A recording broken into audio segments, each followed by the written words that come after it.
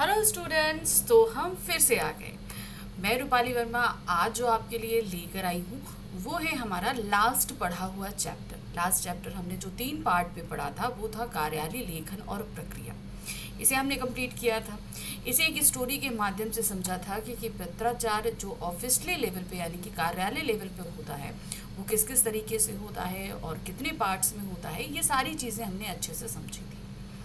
अब क्या, आज हम करेंगे इसी चैप्टर के एनसीईआरटी क्वेश्चंस, यानी कि जो हमारी बुक है उस बुक में जो कार्यालय लेखन और प्रक्रिया, ये चैप्टर जो क्लास 11th का कोर और इलेक्टिव दोनों ही सिलेबस में आता है, उसी के चैप्टर के बाद जो हमारी बुक में कुछ क्वेश्चंस दिए गए हैं उन्हें हम करेंगे। ठीक है, तो बिल्कुल भी परेशान नहीं होइएगा। आपके एग्ज़ाम ओरिएंटेड क्वेश्चंस भी मैं आपके एग्ज़ाम से पहले ज़रूर कंप्लीट कराऊंगी, जिसमें आपके ऑब्जेक्टिव और सब्जेक्टिव दोनों तरह के क्वेश्चंस रहेंगे। ठीक है, तो चलिए आज शुरू करते हैं इसी चैप्टर के अपने कुछ जो क्वेश्चंस हैं। ज़्यादा क्वेश्चंस तो नहीं है, लेकिन उनकी प्रक्रियाएं कई तरीके से पूछी गई हैं, जैसे कि हमने चैप्टर में समझा भी था। ठीक है, तो सबसे पहले हमारे पास में जो आ रहा है प्रश्न वो है, नीचे कुछ स्थितियां दी गई हैं, इनमें आप पत्राचार के किस रूप का प्रयोग करेंगे लिखिए। तो हमने अब जो लास्ट अपना चैप्टर पढ़ा उसमें हमने ये देखा कि कई तरीके से हम कार्यालय में पत्राचार करते हैं।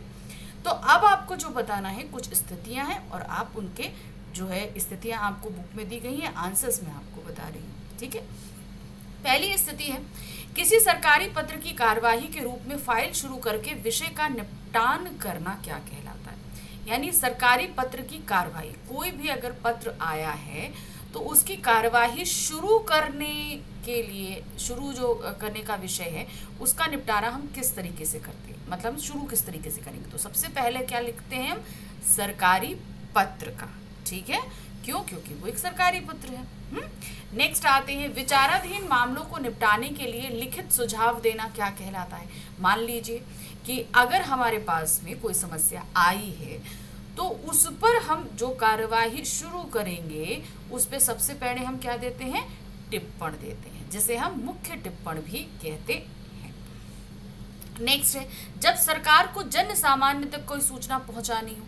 अब जैसे पूरी जनता के पास सरकार को कोई चीज़ पहुंचानी है तो जाहिर सी बात है वो जनसंचार माध्यम का इस्तेमाल करेंगे, और उसमें जो सबसे सटीक तरीका अपनाती है सरकार वो है आपका समाचार पत्र। तो उसके लिए वो क्या देती है, प्रेस विज्ञप्ति। ठीक है, नेक्स्ट आते हैं, किसी विभाग को कोई सूचना अपने विभाग के कर्मचारियों अधिकारियों को देनी हो तो क्या कहलाते हैं। ठीक है, अब मान लीजिए हम जैसे कार्रवाई हो गई, ठीक है, कोई भी चीज़ हुई, अब इसी सेम विभाग के कर्मचारी को ही हमें बतानी है कि ये कार्यवाही हुई है या अधिकारियों को बतानी है, तो वो क्या कहलाती है, सूचना। विभाग द्वारा श्रीमती रूपाली को अनुप्रयुक्त भाषा विज्ञान का डिप्लोमा करने संबंधी अनुमति प्रदान करना क्या कहलाएगा। मान लीजिए जैसे आप लोग को पता है कि मेरा नाम रूपाली है, तो अगर रूपा हमको अनुपयुक्त भाषा विज्ञान में डिप्लोमा करने की अनुमति अगर सरकार देगी तो वो किस तरीके से, किस तरह के पत्र के जरिए देगी, तो वो रहेगी आपके सरकारी आदेश। नेक्स्ट है, मंत्रालय द्वारा श्रीमती सुलेखा को शिक्षा शिक्षण कार्यक्रम में शामिल होने संबंधी सूचना देना क्या कहलाता है। तो ये क्या, क्योंकि अब वो सूचना दे रहे हैं तो ये क्या कहलाएगा, सीधे सीधे सूचना ही कहलाता है। अब आते हैं, किसी कार्य का अनुपालन ना होने की स्थिति में उसके बारे में पुनः स्मरण कराना क्या कहलाता है। तो मान लीजिए हमने अगर कोई शिकायत करी है और उस पर कोई कार्यवाही नहीं हो रही है तो हमें उसके लिए रिमाइंडर देना पड़ता है, और वो रिमाइंडर क्या कहलाता है, स्मरण पत्र या अनुस्मारक पत्र। इंग्लिश में हम रिमाइंडर कहते हैं, लेकिन हिंदी में ये स्मरण पत्र या अनुस्मारक पत्र कहलाता है। फिर आते हैं, अपने समकक्ष अधिकारी से किसी संदर्भ में परामर्श लेना क्या कहलाता है। यानी कि समकक्ष, अपने ही समान अधिकारी से हम किसी भी संदर्भ में कोई भी सलाह चाहते हैं, कुछ चाहते हैं, या उसको अवगत कराना चाहते हैं, कुछ भी है, तो वो क्या कहलाता है? अर्ध सरकारी पत्र। क्यों? क्योंकि हम अगर परामर्श ले रहे हैं तो उससे हमारे कुछ थोड़े पर्सनल संबंध भी हैं, और जो कि वो हमारा अधिकारी है, तो ये पर्सनल टच में भी रहेगा और सरकारी टच में भी रहेगा, इसीलिए ये अर्ध सरकारी पत्र कहलाता है। अब आ गए हम प्रश्न संख्या 2 पे। यहाँ क्या दिया गया है? आप राजकीय प्रतिभा विकास विद्यालय के हिंदी के शिक्षक हैं, ठीक है, क्या है? हिंदी के शिक्षक, और जवाहरलाल नेहरू विश्वविद्यालय से एमफिल करना चाहते हैं। विभाग से एमफिल करने की अनुमति प्राप्त करने के लिए पत्र लिखिए, ठीक है। तो अब ये एक तरीके से औपचारिक पत्र आएगा। याद करिए कि जब हमने कार्यालय पत्र लिखना शुरू किया था तो सबसे पहले आपको हमने औपचारिक पत्र ही बताया था, ठीक है। अब आपको अनुमति प्राप्त करनी है तो आप विभाग को पत्र लिखेंगे।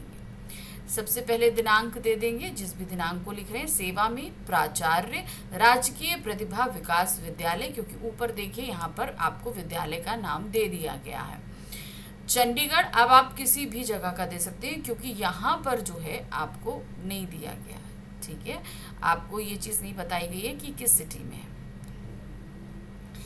विषय जवाहरलाल नेहरू विश्वविद्यालय से एमफिल करने की अनुमति हेतु, ठीक है। तो आप ऑलरेडी शिक्षक कहाँ पर हैं इस समय? राजकीय प्रतिभा विकास। तो जाहिर सी बात है, आप एमफिल करना चाह रहे हैं तो सबसे पहले आपको अपने विद्यालय के जहाँ आप कार्यरत हैं वहाँ के प्रिंसिपल से अनुमति मांगनी है, तो आप वहीं के प्राचार्य को लिख रहे हैं। पत्र महोदय, मैं आपके विद्यालय में हिंदी के शिक्षक पद पर कार्यरत हूँ। मुझे इस पद पर हिंदी MA शिक्षण योग्यता के साथ चुना गया था। इस पद के रहते हुए मैंने अपने कार्य को पूरी लगन और अनुशासन में रहते हुए निभाया है। मुझे पढ़ना बहुत पसंद है और मैं हमेशा पढ़ाई करता रहता हूँ। अब मैं अपनी शैक्षिक योग्यता को बढ़ाना चाहता हूँ, इसलिए मैं जवाहरलाल नेहरू विश्वविद्यालय से एमफिल करना चाहता हूँ। अतः आपसे निवेदन है कि आप मुझे इस विश्वविद्यालय से एमफिल करने की अनुमति प्रदान करें। मैं आपका जीवनोपरांत आभारी रहूंगा। जीवनोपरांत मतलब पूरा जीवन, ठीक है। सधन्यवाद भवदीय रमेश कुमार, हिंदी प्राध्यापक, राजकीय प्रतिभा विकास विद्यालय। तो ये क्या था? एक सरकारी पत्र था, ठीक है, यानी कि एक औपचारिक पत्र था। अब आते हैं प्रश्न संख्या 3 पर। विद्यालय में हुए पुरस्कार वितरण का कार्यवत तैयार कीजिए। अब विद्यालय में आपके यहाँ पुरस्कार वितरण हुआ था, उसका किस तरीके से संपन्न हुआ, पूरा कार्यवत आपको तैयार करना है। तो कार्यवत किस तरीके से तैयार होता है ये मैं आपको पहले भी बता चुकी हूँ। जब हम लोग चैप्टर लिख रहे थे तो वहाँ पर हमने चैप्टर पढ़ रहे थे तो वो हमने आपको पूरा बताया था। तो चलिए देखिए कैसे तैयार करते हैं। दिनांक, सबसे पहले आपको दिनांक देना है जिस भी दिनांक को ये समारोह संपन्न हुआ। को राजकीय कन्या विद्यालय में पुरस्कार वितरण समारोह के आयोजन बड़े धूमधाम से किया गया। विद्यालय के प्रिंसिपल व सभी अध्यापक व विद्यार्थी उस समारोह की तैयारी में जी जान से जुट गए थे। विद्यालय की इमारत की खूब सफाई और धुलाई की गई और उसमें सफेदी कराई गई। विद्यालय के सभी कमरे चित्रों, नीति वाक्यों से सजाए गए। विद्यालय के सभी कोनों में फूलों के गमले रखे गए। विद्यालय के मैदान में एक विशाल शामियाना लगाया गया। इस दिन के लिए एक विशेष मंच का निर्माण हुआ। ठीक 10 बजे समारोह के मुख्य अतिथि माननीय शिक्षा मंत्री ये विद्या के फाटक पर पहुंच गए। क्या? ठीक है, विद्या के, ठीक है, याद रखिए ना, विद्या के फाटक पर पहुंच गए। उनका स्वागत प्रिंसिपल तथा प्रेसिडेंट ने किया। एनसीसी के कैडेटों ने उन्हें गार्ड ऑफ ऑनर दिया। छोटे छोटे बच्चों द्वारा बनाए गए चित्रों को देखकर मुख्य अतिथि बड़े प्रसन्न हुए। जैसे ही वे मंच पर आए, विद्यार्थियों और मेहमानों ने हर्ष ध्वनि करके उनका स्वागत किया। प्रिंसिपल ने उन्हें फूलों का हार पहनाया। समारोह का कार्यक्रम बड़ी सहजता से संपन्न हुआ। समारोह में छठी कक्षा के विद्यार्थी की सामूहिक ड्रिल, फैंसी ड्रेस प्रदर्शन, चुटकुले, कहानियां, गानों और कविताओं ने दर्शकों को बड़ा प्रभावित किया। इसके बाद प्रिंसिपल ने विद्यालय की वार्षिक रिपोर्ट प्रस्तुत की। उनकी रिपोर्ट में विद्यालय की लगातार प्रगति का शानदार वर्णन था। विद्यालय की सभी कक्षाओं के परिणाम बड़े शानदार रहे थे। खेल कूद प्रतियोगिताओं में भी विद्यालय ने खूब कमाल दिखाया था। सभी मेधावी छात्रों को पुरस्कृत करके अंत में प्राचार्य ने मुख्य अतिथि और मेहमानों का धन्यवाद किया। ठीक है, तो ये पूरा कार्यवत था जिस तरीके से पुरस्कार वितरण समारोह संपन्न हुआ। अब आ जाते हैं प्रश्न संख्या 4 पर। क्या दिया है? निम्नलिखित पत्र को ध्यान पूर्वक पढ़िए। अब हमारे सामने बुक में एक पत्र दिया गया है, पहले हमें ध्यान पूर्वक पढ़ना है, फिर उसके बाद उससे हमसे क्वेश्चन पूछे गए हैं। भारतीय रिजर्व बैंक नई दिल्ली, कार्यपालक निदेशक RBI 2006/136, फाइल संख्या 118/11/37/1/2005 और 6 अप्रैल 2006। ठीक है, अब आ जाते हैं अध्यक्ष व प्रबंधक निदेशक सभी सार्वजनिक और निजी बैंक नई दिल्ली। विषय सिक्के की स्वीकृति और वितरण संबंधी। ठीक है, क्या चीज आ गया है, किस चीज पे लिखा गया है? सभी बैंकों को कि सिक्कों की स्वीकृति करना और उनके वितरण संबंधी पत्र लिखा गया है।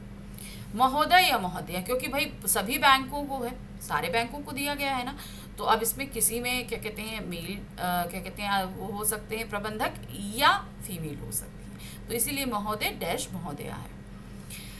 आप सभी शाखाओं को तत्काल आदेश दें कि जनता के किसी भी सदस्य से बिना किसी प्रतिबंध के सभी मूल्य वर्गों के सिक्के स्वीकार करें। यदि कोई उपभोक्ता सिक्कों की मांग करता है तो उसे भी मूल्य वर्गों के सिक्के भी उपलब्ध कराए जाएं। यानी कि कोई भी बैंक में अगर ग्राहक आता है, उसे सिक्के चाहिए या उसे सिक्के जमा कराने हैं, दोनों ही स्थिति में जितने भी कर्मचारी हैं उनकी सहायता करें। हालांकि 5, 10 और 20 पैसे मूल्य वर्गों के सिक्के बनना बंद करा दिए गया है, जबकि पहले जारी सिक्के जो अब भी प्रचलन में हैं वे वैध मुद्रा में बने रहेंगे। कृपया इसकी पावती भेजें और अपनी कार्रवाई से अवगत कराएं। यानी कि आपको जो सिक्के दिए जा रहे हैं उसकी आपको रिसिप्ट भी रखनी है और सच आपने जो भी कार्रवाई करी है उसकी एक रिपोर्ट बना के भी आपको सबमिट करनी है। भवदिया डॉक्टर रश्मि सिन्हा, कार्यपालक निदेशक। ठीक है, जो है वो ट्रेजरी है। अब इस पत्र पर हमारे सामने प्रश्न है। क्या प्रश्न है? देखिए, पहला प्रश्न है पंजाब नेशनल बैंक द्वारा इसकी पावती रिजर्व बैंक को भेजिए। तो रिजर्व बैंक की जो रश्मि मैडम ने, जो निदेशक थी, उन्होंने जो लेटर भेजा था, उन्होंने साथ में बोला था कि आप जो भी आपको सिक्के दिए जा रहे हैं उनकी पावती आपको भेजनी है। तो वही अब यहाँ Punjab national bank reserve bank को एक पावती बनाकर भेजेगा। कैसे? देखिए, पंजाब नेशनल बैंक मुख्य शाखा नई दिल्ली, अध्यक्ष एवं प्रबंधक निदेशक। पंजाब नेशनल बैंक 2006/140, फाइल संख्या 130/11/25/2005/06। ठीक है, 8 अप्रैल 2006। कार्यपालक निदेशक भारतीय रिजर्व बैंक नई दिल्ली। विषय पावती पत्र। ये क्या भेजा जा रहा है? पावती। पावती का मतलब तो आप लोग जानते होंगे, रिसिप्ट। अगर हम कोई चीज़ प्राप्त करते हैं या देते हैं तो उसकी हम रिसिप्ट लेते हैं, ये वही पावती कहलाती है। महोदय महोदया, आप द्वारा भेजा गया पत्र क्रमांक 118/11/37/1/2005-06 हमारे कार्यालय में 7 अप्रैल 2006 को पहुंच चुका है। हम पंजाब नेशनल बैंक की ओर से आपका हार्दिक स्वागत करते हैं और आपने हमें ये सूचना भेजी है। ठीक है, तो इसी की पावती, मतलब उन्होंने जो सूचना भेजी है उसकी पावती भेजी गई है। ध्यान रखना, जैसे हम आपको लेटर भेजेंगे तो आपने लेटर अगर एक्सेप्ट किया है तो वो एक्सेप्टेंशन जो लेटर होता है उसी को ये पावती पत्र है। तो वो पत्र भेजा है, नेशनल बैंक को मिल गया है, तो उन्होंने ये पावती भेजी है। भवदीय राकेश कुमार, प्रबंधक, पंजाब नेशनल बैंक नई दिल्ली। ठीक है, पहला प्रश्न हो गया। अब उसी पर दूसरा प्रश्न है, इस पत्र की विषय वस्तु के आधार पर रिजर्व बैंक द्वारा प्रेस विज्ञप्ति तैयार कीजिए। तो जो सबसे पहले हमने पत्र पढ़ा ना, अब चूंकि रिजर्व बैंक ने ये पत्र अब प्रेस विज्ञप्ति में देना है, अर्थात देखिए बैंकों को तो अवगत करा दिया गया कि आपको सिक्के लेने भी हैं और अगर कोई सिक्के मांगता है तो देने भी हैं। अब रिजर्व बैंक को ये सूचना जन सामान्य तक पहुंचानी है। क्योंकि कस्टमर कौन है, बैंक का जनसामान्य ही है। तो लोगों को अवगत कराना ज़रूरी है ना, कि हाँ ठीक है, लोगों को बताएंगे कि आपको बैंकों में अब सिक्के मिलेंगे भी और आप जमा भी करा सकते हैं। तो इसके लिए सभी लोगों को, पूरी जनसंख्या को अवगत कराने के लिए प्रेस विज्ञप्ति जारी करी जाएगी, यानी कि न्यूज़पेपर में ये पूरी खबर छपवाई जाएगी। तो वो प्रेस विज्ञप्ति किस तरीके से तैयार होगी, देखिए।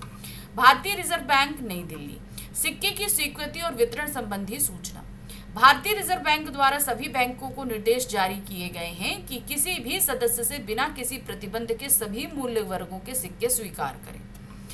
यदि कोई उपभोक्ता सिक्कों की मांग करता है तो उसे भी मूल्य वर्गों के सिक्के भी उपलब्ध करवाए जाए। मूल्य वर्ग का मतलब है जैसे कुछ लोग 5 के सिक्के लेने पहुंच गए, कुछ 10 के पहुंच गए, कुछ 20 के पहुंच गए, तो जिसको जितने मूल्य के सिक्के चाहिए वही, तो उसी को हम क्या बोलते हैं, मूल्य वर्ग।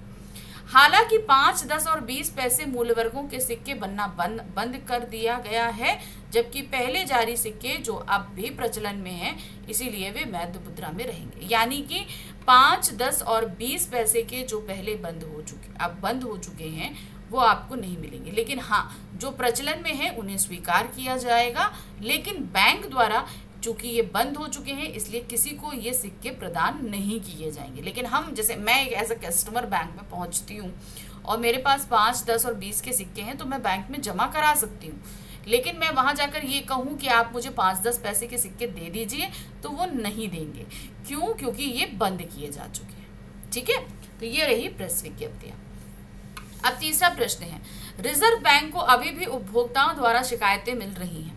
क्या मिल रही हैं?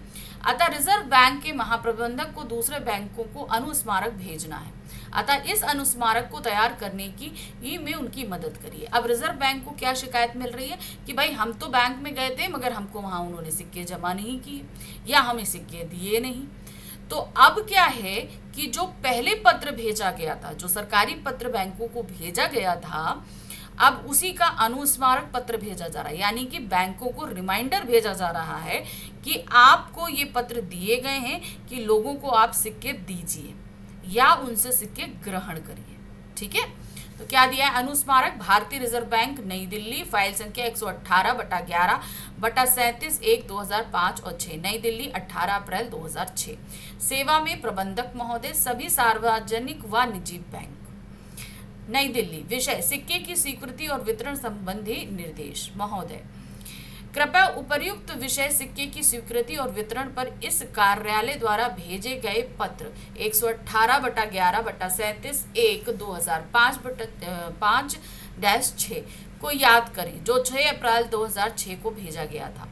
निवेदन यह है कि सिक्के की स्वीकृति और वितरण संबंधी कार्यालयों के दिए गए निर्देशों पर विचार कर शीघ्र स्वीकृति प्रदान की जाए। भवदीय रामचरण यादव, निदेशक, भारतीय रिजर्व बैंक, नई दिल्ली। ठीक है, तो ये क्या था? ये एक रिमाइंडर था सभी बैंकों के लिए, चाहे प्राइवेट हो चाहे सरकारी हो। चौथा प्रश्न है उसी पत्र पर, क्या पूछा गया है? आप नेशनल बैंक ने अपनी सभी शाखाओं को कार्यालय आदेश भेजा। उपर्युक्त पत्र के आधार पर आप कार्यालय आदेश तैयार कीजिए। अब क्या है ना, ये जो सरकार के द्वारा जो पत्र लिखा गया सिक्के की स्वीकृति के लिए, अब ये बैंकों की सभी शाखाओं में नहीं भेजा जाता। जो मेन हेडक्वार्टर्स हैं, मान लीजिए जैसे पंजाब नेशनल बैंक का हेडक्वार्टर नई दिल्ली में है, अब क्या कहते हैं, SBI का हेडक्वार्टर मुंबई में है, तो जो भी इनके हेडक्वार्टर्स है वहाँ पर एक सरकारी पत्र भेज दिए जाते हैं। ठीक है, अब क्या होता है, इन हेडक्वार्टर्स की जिम्मेदारी होती है कि वो अपनी जितनी भी ब्रांचेस हैं, देश भर में जितनी ब्रांचेस हैं, उन सभी ब्रांचेस में ये पत्र को भेजें। तो यही चीज यहाँ पर कराया जा रहा है कि रिजर्व बैंक ने पंजाब नेशनल बैंक को तो दे दी, उन्होंने पावती भी पहुंचा दी कि हमको पत्र प्राप्त हो गया, लेकिन अब पंजाब नेशनल बैंक अपनी सभी ब्रांचेस में इसकी सूचना पहुंचाने के लिए पत्र लिखेगा। ठीक है, तो कैसे लिख रहा है वो पत्र? पंजाब नेशनल बैंक, मुख्य शाखा, नई दिल्ली। निदेशक, पंजाब नेशनल बैंक, फाइल संख्या 150/11/2005-6, 12 अप्रैल 2006। प्रबंधक महोदय, सभी संबंधित सभी शाखाओं को भेजा जा रहा है। भारतीय रिजर्व बैंक, नई दिल्ली। विषय, सिक्के की स्वीकृति और वितरण संबंधी निर्देश। महोदय, देखिए आजकल तो ये पत्र जो है ना ईमेल के जरिए फॉरवर्ड किए जाते हैं, लेकिन पहले तो ये सरकारी पत्रों के द्वारा ही किया जाता था, ठीक है ना। तो ये वही तरीके आपको बताए गए हैं। पंजाब नेशनल बैंक की सभी शाखाओं को तत्काल आदेश दिया जाता है कि वे अपनी सभी शाखाओं में सिक्के की स्वीकृति और वितरण संबंधी निर्देशों का नियमानुसार पालन करें। जनता के किसी भी सदस्य से बिना किसी प्रतिबंध के सभी मूल्य वर्गों के सिक्के स्वीकार करें और उपभोक्ता को सभी मूल्य वर्गों के सिक्के भी उपलब्ध कराए जाएं। 5, 10 और 20 पैसे मूल्य वर्गों के छोटे सिक्के बनना बंद कर दिया गया है, परंतु जो पहले जारी हैं वो अब भी प्रचलन में हैं। वे वैध मुद्रा बने रहेंगे, यानी कि जो पहले से आपके सर्कुलेट है मार्केट में उनकी आवाजाही बनी रहेगी, लेकिन नए सिक्के आपको प्राप्त नहीं होंगे। आपसे अनुरोध है कि निर्देशों को स्वीकार कर सभी शाखाओं में लागू किया जाए। तो पंजाब नेशनल बैंक ने अपनी सभी शाखाओं में इसे लागू करने के आदेश पत्र दिया है। भवदीय सौरभ जोशी, निदेशक, भारतीय रिजर्व बैंक, नई दिल्ली। ठीक है, चलिए आगे आते हैं। अब हम आ गए प्रश्न संख्या 2। तो प्रश्न संख्या 2 में भी का और खा करके 2 प्रश्न हैं। का क्या है? पंजाब नेशनल बैंक की ई भीकाजी कामा प्लेस, ठीक है, भीकाजी कामा प्लेस और सफदरजंग एक्लेवर की शाखाओं में से अभी भी रिजर्व बैंक को शिकायतें मिल रही हैं कि इन शाखाओं ने सिक्कों को स्वीकार नहीं किया जाता। इसलिए कार्यपालक निदेशक को पंजाब नेशनल बैंक के अध्यक्ष को एक अर्ध सरकारी पत्र लिखना है, जिसे आप तैयार करेंगे। तो पंजाब नेशनल बैंक ने तो अपनी सारी जिम्मेदारियां निभाई। उसे पत्र प्राप्त हुआ तो उसने रिसिप्ट भी भेजी, उसने अपनी सभी शाखाओं को आदेश भी जारी किए। उसके बावजूद 2 ऐसी शाखाएं हैं जहां पर ये सिक्के स्वीकार नहीं किए जा रहे हैं। तो इसलिए अब एक अर्ध सरकारी पत्र लिखा जा रहा है भारतीय रिजर्व बैंक की तरफ से। ठीक है, भारतीय रिजर्व बैंक, नई दिल्ली। फाइल संख्या आप दे देंगे। फिर है रजत कुमार, कार्यपालक निदेशक, प्रिय कुलदीप शर्मा। देखिए, अब अर्ध सरकारी पत्र मैंने आपको लिखना बताया था कि उसमें कुछ पर्सनल टच भी रहता है। तो जब सरकारी पत्र यानी कि औपचारिक पत्र लिखे जाते हैं तो उनमें हम महोदय, महोदया, श्रीमान जैसे शब्दों का इस्तेमाल करते हैं, मान्यवर जैसे शब्दों का इस्तेमाल करते हैं। लेकिन जब अर्ध सरकारी पत्र लिखते हैं तो उसमें पर्सनल टच होता है, इसलिए प्रिय जैसे संबोधनों का इस्तेमाल किया जाता है। निदेशक, पंजाब नेशनल बैंक, नई दिल्ली। कृपया विषय सिक्के की स्वीकृति और वितरण पर 6 अप्रैल 2006 और 14 अप्रैल 2006 को भेजे गए पत्रों को स्मरण करें। आपकी भीकाजी कामा प्लेस और सफदरजंग एक्लेवर की शाखाओं से अभी भी शिकायतें मिल रही हैं। निवेदन है कि सिक्के की स्वीकृति और वितरण संबंधी कार्यालयों के दिए गए निर्देशों का नियमानुसार पालन करें। धन्यवाद, आपका रजत कुमार। तो समझ में आया। भारतीय रिजर्व बैंक को जब इसकी शिकायत मिली तो पंजाब नेशनल के जो प्रबंधक थे उनको उन्होंने अर्ध सरकारी पत्र लिखकर एक पर्सनल जो टच देते हुए लिखा कि आप कृपया करके इन शाखाओं पर ध्यान दीजिए, ये अभी भी सिक्के स्वीकार नहीं कर रही हैं। अब दूसरा प्रश्न है, यानी कि सेकंड क्वेश्चन का सेकंड।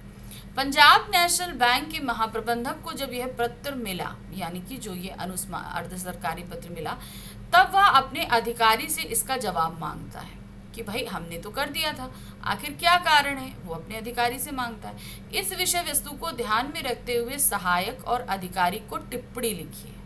अब आपको क्या लिखना है? टिप्पण लिखना है। अब संकेत क्या है? सहायक बैंक की शाखा में पिछले 6 महीनों का ब्यौरा देगा कि कितने सिक्के उन्होंने स्वीकार किए और कितने सिक्के जारी किए। अधिकारी अपनी टिप्पणी में इसे निराधार बताएगा। यानी कि जब पंजाब नेशनल के महाप्रबंधक इन शाखाओं में पत्र भेजेंगे तो वो ये बताएंगे पूरी रिसिप्ट के साथ कि हमने इतने सिक्के स्वीकार किए हैं और इतने जो है वितरण किए हैं, और बताएंगे कि ये जो एलिगेशन हम पर लगाया जा रहा है ये पूरी तरीके से निराधार है। देखिए क्या है, यह टिप्पणी भारतीय रिजर्व बैंक के निदेशक द्वारा भेजे गए पत्र क्रमांक, ठीक है, से संबंधित है, जिसमें सिक्के की स्वीकृति और वितरण संबंधी निर्देशों का पालन करने का अनुरोध किया गया था। यह भी विचार करने योग्य बात है कि हमारी शाखा ने इस पत्र के निर्देशानुसार अपनी सभी शाखाओं में निर्देशों को स्वीकार कर उनका पालन किया है।